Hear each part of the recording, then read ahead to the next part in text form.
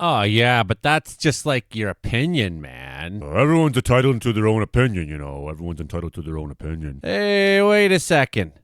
You're not always entitled to your opinion. I'm going to disagree with that on a philosophical basis of logic. Let's talk about it today. There it is. This is bad news. My God. Falling out right now. Anything could happen. Get on! Wow. I'll watch the video later. People are dying in water. They try mopping this. Well, people try to tell me all the time that, well, you're entitled to your opinion. I'm entitled to mine. It's sort of this truism. I'm like, well, who told you that?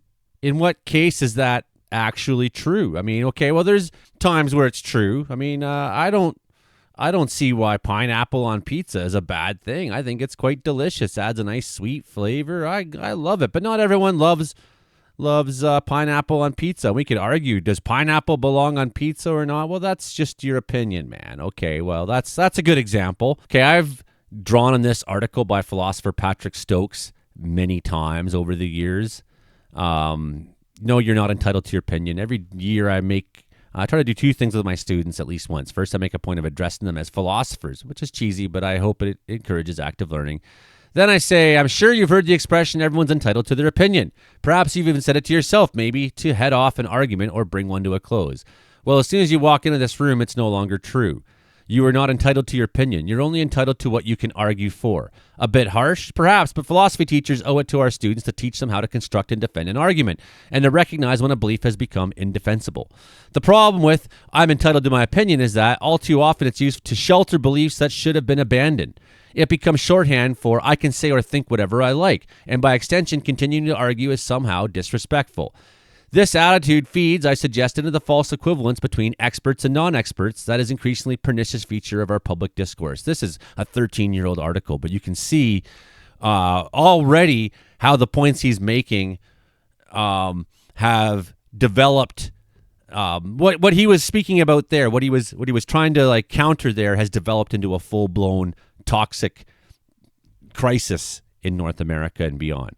Firstly, what's an opinion? Plato distinguished between opinion or common belief and certain knowledge, and that's still a workable distinction today. Unlike 1 + 1 = 2, or there are no square circles, an opinion has a degree of subjectivity and uncertainty to it. But opinion ranges from tastes or preferences through views about questions that concern most people, such as prudence or politics, to views grounded in technical expertise, such as legal or scientific opinions. You can't argue about the first kind. I'd be silly to insist you're wrong to think strawberry ice cream is better than chocolate or, pineapples on pizza. The problem is that sometimes we implicitly seem to take opinions of the second and even the third to sort to be unarguable in the way questions of taste are. Perhaps that's one reason why enthusiastic amateurs think they're entitled to disagree with climate scientists and immunologists and have their views respected. You might consider me an enthusiastic amateur as a weather. I don't think I'm an amateur necessarily, but I'm not far above the amateur line because I don't have a science, a Bachelor of Science in regards to meteorology, right? Lots of expertise, sure, lots of expertise, and I have meteorologists in my life who respect my expertise. So somehow I've come above that level of amateur into like an area where my opinion is heard by people who are scientists, and I've contributed to science in that case. For example, I've contributed to science, tornado, thunderstorm information, things like that. Meryl Dorey is the leader of the Australian Vaccination Network, back then at least, which despite the name vehemently is anti-vaccine. Ms. Dorey had no medical qualifications, but argues that Bob Brown is allowed to comment on nuclear power. Despite not being a scientist, she should be allowed to comment on vaccines. But no one assumes Dr. Brown is an authority on the physics of nuclear fission. His job is to comment on the policy responses to the science, not the science itself. So this goes back to something that obviously we don't know about in Australia, but you kind of get the impression Bob Brown was somehow involved. He was a doctor, somehow involved in the nuclear science capabilities of Australia. So what does it mean to be entitled to an opinion? If everyone's entitled to their opinion, it means no one has the right to stop people thinking and saying whatever they want. Then the statement is true. This is relativism, right? Well, there is no truth. Well, there is truth, actually. We know it's true. We know that if I drop my pen, it will land on the ground because of gravity. And you can't sit there and say, like, nope, not true. There is no such thing as gravity. No one can stop you saying vaccines cause autism, no matter how many times that claim has been disproven. And they think the same goes for Trump saying that Tylenol causes autism, even though Tylenol has been around since 1950. Autism's been diagnosed for like 30 or 50 years before that. You know, we know that the actual study that was done had a decimal percentage increase, which could be explained by just, you know, randomness. Like we picked 1,000 people, and we just so happened to get randomly in this bunch of people a little bit of a higher reading. But we're talking such a decimal, infinitely small percentage that in the test that took Tylenol and then their kids. Okay, so just to be clear, nothing that was being said about autism by this so-called historic announcement was true. It wasn't true. It was a lot of RFK Jr. crap, and he's made billions doing this. And meanwhile, people just like, well, I guess you can say whatever you want, think whatever you want. There is no truth. Okay. If entitled to opinion means entitled to have your views treated as serious candidates for the truth, it's clearly false. And that, too, is a distinction that tends to get blurred. ABC, Australian Broadcasting Corporation's Media Watch program, took WinTV Wollongong to task for running a story on measles outbreak that happened back then, which included comment from, you guessed it, Meryl Dorey. So they had a measles outbreak, and yet ABC Media Watch says that WinTV, they really didn't have to ask Meryl Dorey's opinion. She really has no basis to have her opinion respected or be part of the conversation at the time. In a response to a viewer complaint, at least, Win said that the story was accurate and fair and balanced and presented the views of the medical practitioners and of the choice groups. But the choice groups are spreading misinformation, so why are you giving them a space to spread misinformation? This implies an equal right to be heard on a matter in which only one of the two parties has relevant expertise. Again, if this was about policy responses to science, this would be reasonable. But the so-called debate here is about the science itself, and the choice groups simply don't have a claim on airtime if that's where the disagreement is supposed to lie. Media Watch host Jonathan Holmes was considerably more blunt. There's evidence and then there's bull dust, he says. Bull dust. And it's not part of a reporter's job to give bull dust equal time with serious expertise. Otherwise, when something happens, does a reporter have to just go around? Sometimes they do this, like, well, what's the word on the street? And you go and interview a bunch of random people on the street. Okay, I get that. That's like a segment thing that has to be done from time to time to fill space or to, just kind of present kind of the range of opinions that are out there. But in reality, we don't have to give people spreading bullshit equal time with people who have serious expertise. The response from the anti-vaccination voices was predictable. On the Media Watch site, Ms. Dorey accused the ABC of openly calling for censorship of a scientific debate. No, because it's not a scientific debate when you're involved because you don't have science on your side. You're not scientists. You're not using the scientific worldview. You're not using scientific principles or practice. You haven't conducted any research. You haven't conducted any experiments. You simply are voicing ludicrous assumptions and assertions, and you want to be taken seriously. It's not censorship for us to not want to listen to you. I don't have to listen to bullshit. This response confuses not having your views taken seriously with not being allowed to hold or express those views at all. Well, you can have those views, I suppose. That's your prerogative. I can't force you. I can't make you change your mind on things. I can't hold you down and beat you until you say, fine, I think this now, because you won't actually think that now anyways, even if I did that. To borrow a phrase from Andrew Brown, it confuses losing an argument with losing the right to argue. Okay? Again, two senses of entitlement to opinion are being conflated there. So next time you hear someone declare they're entitled to their opinion, ask them why they think that. Who told them that? Chances are, if nothing else, you'll end up having a more enjoyable conversation. You're not entitled to tell someone that their doctor's advice is wrong. So medical misinformation's one of the first ones I'm going to pick up. So a non-expert's opinion, for example, on vaccine safety is not entitled to equal weight or respect as the scientific consensus from immunologists. The consequences of a factually incorrect opinion on public health can be severe. So we have these people who spent decades of their own lives. They're working on information, on data, on facts, on evidence that we've been compiling for generations. And they are doctors. They go through this process of having to prove their ideas to other doctors, right? So when you come up with new science, what happens is you have to go into a period of discourse. It's called a peer review with other scientists who try to prove you wrong every way they can. And if those scientists are unable to prove you wrong, to prove your hypothesis wrong, then it will most likely be put into the category of correct science, right? And we see this often. We see this often in the science world. This is what happens all the time. Okay, so you came up with your opinion from reading some website here or there with dubious background, and maybe you've been listening to RFK Jr. Maybe you've been listening to Donald Trump's opinions on medical science, which are just his opinions, and they're dangerous opinions, and they're eroding the faith we have in our medical system, right? So medical misinformation, you're not entitled to be wrong. You're not entitled to spread things that aren't true. You're not entitled to muddy the waters or cause confusion. I mean, people are going to do it anyways, and you're going to say, well, I have a right to free speech, and well, sure, I can't physically stop you from saying these things. I have to argue against you with the weight of logic, and that's what I'm here to do today. Another great example is denial of historical atrocities.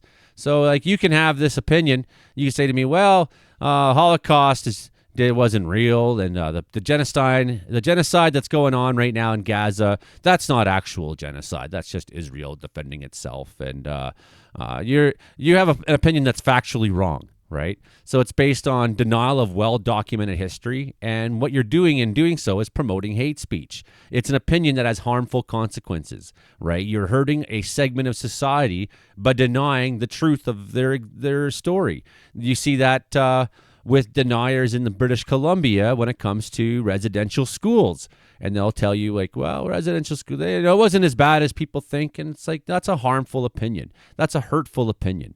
It doesn't do anyone any good.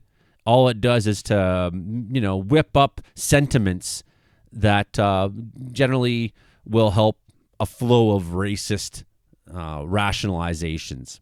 So, denying historical atrocities, that could be atrocities in your own life, right? It's like, I've had people who've done such wrong to me and then flat out denied it. Maybe they believe it. Maybe it's their opinion that what they did was okay or right, despite the consequence. You're not entitled to be wrong anyways. Pseudoscientific beliefs. So you can say to me, the earth is flat. Climate change is a hoax. That's contrary to verifiable scientific data. It's contrary to what we know is true. Okay, we know we have a lot of evidence and facts now to back up that human-caused climate change is a real thing. You can scream about it, you can deny it, you can put your fingers in the ears and refuse to listen to anyone's opinion on the matter that you don't believe in. But you're not, I don't think you're entitled to go around saying the wrong thing. You have a chance in your life to look at the facts yourselves, to look at the data yourselves, to find out what is the truth of it. That's what I decided I was going to do from a very, very young age. From a very young age, the whole idea that 8 billion people could affect the planet Earth seemed very sensible to me. Well, let's look at the other one. The Earth is flat. It's like, I don't have to listen to you if you say the Earth is flat. I don't have to take your opinion seriously. I don't have to put it on the shelf with other opinions and say, like, well, we have to give this one some discussion too. It's like, well, no, it's purely false. It's not up to us to continually prove you wrong, because you're wrong. You're dead wrong. If you want to prove us wrong, the ball is in your court, and you can't prove us wrong because the earth is not flat. Another good example is prejudiced beliefs. I don't like prejudiced beliefs. I don't like opinions that are based on bigotry of any kind, whether it's racism or it's a homophobic viewpoint. It's not something that I think you're entitled to have. You're not entitled to have prejudiced beliefs against an entire segment of society. You're not entitled to go around saying, this is on the basis of hate speech, that you can be criminally charged in Canada for spreading hate speech. You say, well, what about free speech? Well, you're free to speak it, but you're also sometimes free to be punished by it as well, right? So we do have categories for things that we don't think belong in the public discourse, and you can be punished for it. A good example is you want to go up to a police officer in the middle of doing their job and start yelling and screaming, swear words at them, cussing them, calling them pigs. And hey, I've done that before. They may, you could be in the courtroom. Even better example, you're in the courtroom and you keep being disruptive, saying to the judge when they find you in contempt of court, well, I have free speech. Well, in that location, you do not. You do not have total freedom of your speech, right? There's many times that your speech is limited and should be limited. Either out of your own self-control would be the hope, because you're not entitled to be prejudiced. People are free to hold your views, but these opinions can be met with criticism, and they can be met with social consequences. They can cause harm, and they can deny the humanity of others or help form a situation where people are denied justice, right? So your prejudiced beliefs, if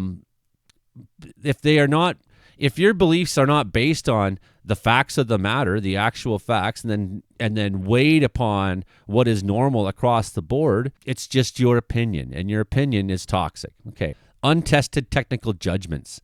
So you're not entitled to have a serious opinion on complex matters requiring specialized knowledge if you have no relevant expertise, right? So you can't consider a person with no medical training qualified to give an opinion on a complex surgical procedure. They're not just going to pull a person in off the street and be like, hey, free speech, by the way. I think you doctors should do this. And you're in there in the surgery room yelling at them. They're like, can you put on a gown and mask if you're going to be in here? No, I can do whatever I want, right?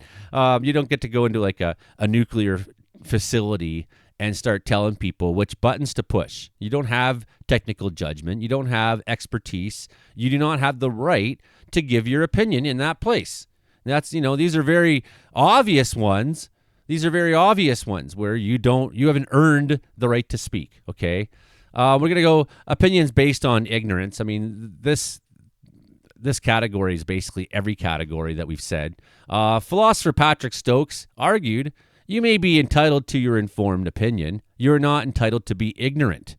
An opinion formed without effort or research carries little weight. It is not entitled to respect. We don't have to weigh your opinion, which you've done no work to foment. We don't have to put it on the same standing as someone who's an expert in their field or has a lot of knowledge. An example they give here is somewhat off the base of what I'm saying right now, is that someone claiming a movie they have never seen is the worst film ever. So you've never seen a movie, you didn't see it, but you just think it must be the worst. Someone told you it's the worst film ever, and you're all up in arms about it. False assertions that you present as fact. So the phrase everyone's entitled to their opinion is often misused to defend a position that's factually indefensible. You're not entitled to make up facts, right? So when you can't say, oh, well, this is real when it's not real. And when an opinion is contradicting established knowledge, it's not a valid opinion. You don't have a right to just say whatever make up stuff. You don't have a right to just make up stuff and confuse everybody. I mean, people get away with it all the time. Social media empires are built on it. Donald Trump rose to presidency of it. But I argue that, the general dynamic right now within this extreme right movement, I'm not saying that everybody who's a conservative belongs in this extreme right movement, but you're in with them now, right? And this extreme right movement, it just makes up their own facts all the time. In fact, Trump stood there at the United Nations yesterday and either lied or exaggerated or distorted the truth with every sentence he said. It was really remarkable how anybody could really lie that much and get away with it. So, I mean, he's teaching people everywhere that dishonesty gets you somewhere. And I find that incredibly dangerous and sad and difficult for anybody who's rational, believes in logic, anybody who believes in a scientific worldview and a factual worldview. The key distinction is not all opinions are equal, right? So, America is now becoming a place where, some people are more free than others. So we got to kind of distinguish now between what is the current reality we're in and what is philosophical truth, right? All opinions are not equal is a philosophical truth. The opinions must be earned through evidence, thought, and experience, and you get my respect when they're well-reasoned and they're grounded in reality. If an opinion is bad, meaning factually incorrect, rooted in ignorance, or causing harm, it does not warrant respectful engagement. Everyone's entitled to free speech is not the case. It's not true, right? So when your expression falls into a category of speech that's legally unprotected because it's harmful to society or infringes on the rights and safeties of others, you are not entitled for free speech. The right to free speech or freedom of expression is not absolute in most democracies, including Canada, where it's balanced against other people's rights and values, right? So I have the right to live in safety. So hate speech falls in this category. Public incitement and willful promotion of hatred against identifiable groups like race, religious, sexual orientation.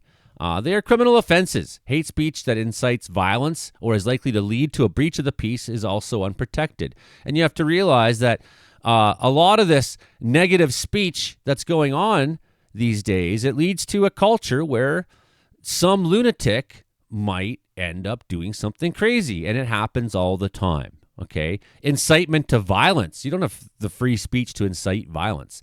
So that especially includes threats. Expressions that intentionally promote or advocate for the commission of terrorism incite other people to violence. They're not protected. Threats of violence also fall outside the scope of protected speech. That's one way of putting it. Another way of putting it is you threaten to kill somebody, you might get arrested and put in jail with threatening to kill somebody. And you're not going to be able to stand there in the courtroom and say, well, I have a right to my opinion. Well, no, your opinion is a criminal one. Sorry, you don't have a right to believe that, you don't have a right to threaten violence to people. You don't have a right to suggest that groups of people deserve violence against them and to promote an idea that might actually lead to someone carrying out with it. Defamation. So, you can have your opinion about somebody, but if it goes too far, freedom of expression will not protect you against criminal liability for defamation. This includes published or spoken statements that are likely to injure a person's reputation. And of course, obscenity, child pornography, things like this, defined by the harm test, which considers whether the content exploits sex in a way that is degrading or dehumanizing and creates a substantial risk of harm to society. Sedition, which to me, a lot of people in Alberta are guilty of right now. They're threatening to break up our country, and there's some, a lot of them are saying, like, let's become the 51st state. At what point do they cross the line into free speech being protected and into sedition? I don't know. Someone is going to have to grapple with this in a court of law at some point. The act of speaking seditious words, publishing a seditious libel, or participating in seditious conspiracies is an indictable offense. Seditious intention is defined by the advocacy or use of force without lawful authority to accomplish governmental change in Canada. So, yeah, I don't know. Does Alberta seditious talk fall into that category? So far, not yet, I guess, right? So they're still free to say what they want to say, as it hasn't really crossed a line yet. Perjury and fraud. So, if your opinion or your free speech is leading to criminal intent, expressive actions that involve falsehood, such as committing perjury or fraud, are prohibited by the criminal code. Expression in a violent form.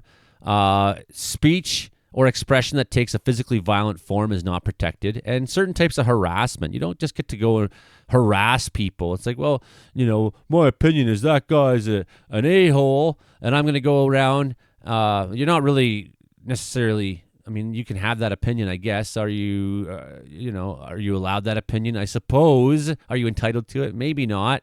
Can you turn that opinion into, this is free speech, and my free speech is I'm going to harass you. I'm going to keep bothering you and threatening you and making you scared and destabilizing your life.